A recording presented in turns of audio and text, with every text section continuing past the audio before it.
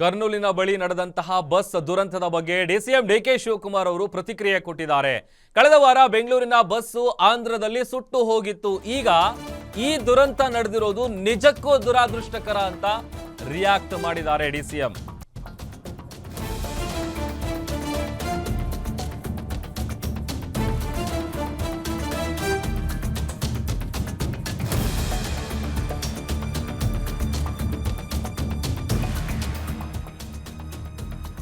ಈ ದುರಂತ ನಡೆದಿರೋದು ನಿಜಕ್ಕೂ ಕೂಡ ದುರಾದೃಷ್ಟಕರ. ನಮ್ಮ ಪಕ್ಷದ ಅಧ್ಯಕ್ಷೆ ಕೂಡ ಬಸ್ನಲ್ಲಿದ್ರು.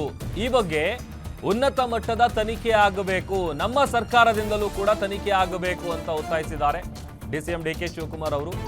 ರಾಮಲಿಂಗಾರೆಡ್ಡಿ ಅವರ ಜೊತೆ ಈ ವಿಚಾರವಾಗಿ ನಾನು ಮಾತನಾಡ್ತೀನಿ ಅಂತ ಬೆಂಗಳೂರಿನಲ್ಲಿ ಡಿಸಿಎಂ ಡಿಕೆ ಶಿವಕುಮಾರ್ ಅವರು ಹೇಳಿಕೆ ಕೊಟ್ಟಿದ್ದಾರೆ. ಹಾಗೂ ಕೂಡ ಮುಂಜಾಗ್ರತೆಯಿಂದ ಎಚ್ಚರಿಕೆ ಆಗಿದೆ. ಇದು ಬಹಳ ದೊಡ್ಡ ಸಮಸ್ಯೆ ಆಗಿದೆ.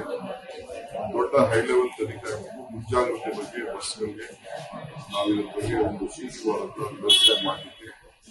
ಎಲ್ಲ ಸರ್ಕಾರ, ಅದೇ ರಾಜ್ಯದ ಸರ್ಕಾರ ಒಂದು ತನಿಖೆ ತಂಡವನ್ನು ನಾವು ರಚನೆ ಮಾಡಬೇಕು.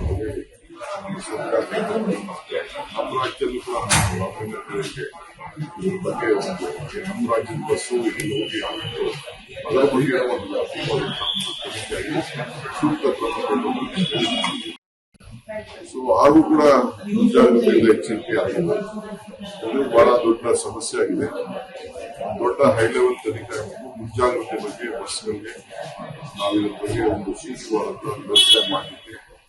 ಎಲ್ಲ ಸರ್ಕಾರ, ಅದೇ ರಾಜ್ಯದ ಸರ್ಕಾರ ಒಂದು ತನಿಖೆ ತಂಡವನ್ನು ನಾವು ರಚನೆ ಮಾಡಬೇಕು. ಸರ್ಕಾರ